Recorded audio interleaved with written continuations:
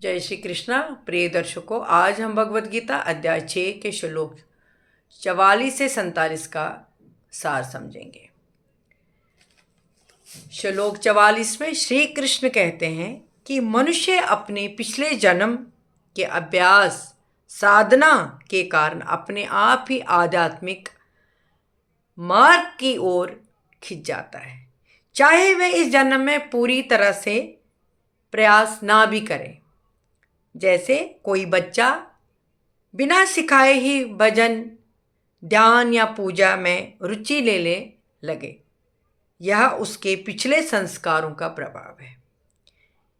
पुराने अच्छे कर्म हमें सही दिशा की ओर ले जाते हैं।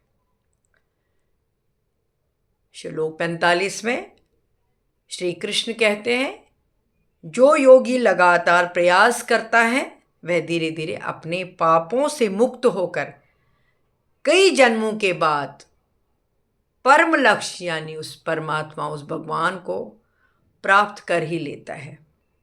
उदाहरण के लिए, जैसे कोई विद्यार्थी बार बार प्रयास करता है और अंत में सफलता को पा ही लेता है। श्लोक 46 में श्री कृष्ण कहते हैं, योगी जो भगवान से जुड़ा है तपस्वियों, ज्ञानी और कर्म करने वालों से भी श्रेष्ठ है। जैसे कोई व्यक्ति केवल ज्ञान रखता है या केवल कर्म करता है, उससे श्रेष्ठ वह है जो भगवान से प्रेम और जुड़ाव रखता है।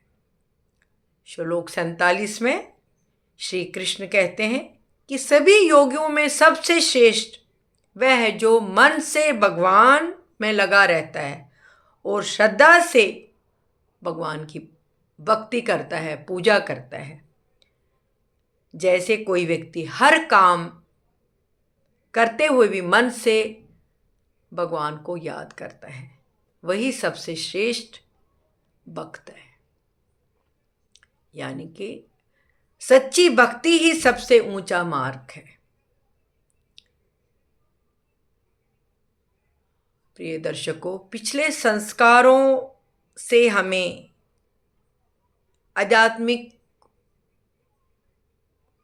की ओर ले जाते हैं। जो हमारे पिछले जन्म के संस्कार हैं वह हमें आध्यात्मिक की ओर ले जाते हैं। लगातार प्रयास करने से भगवान की प्राप्ति हो जाती है।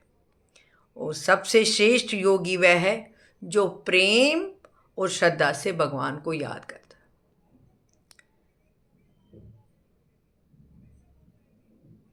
इसी के साथ भगवद गीता के अध्याय 6 का समापन होता है।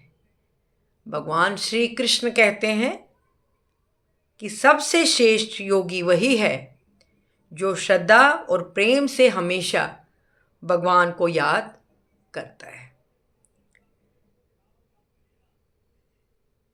आइए हम भी अपने जीवन में भक्ति, ध्यान और श्रद्धा को अपनाएं और अपने मन को भगवान में, उस ईश्वर में लगाएं। इसी के साथ अध्याय 6 यहीं समाप्त होता है। जय श्री कृष्णा।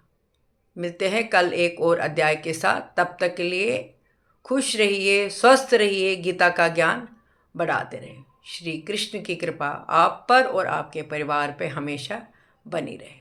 जय श्री कृष्ण।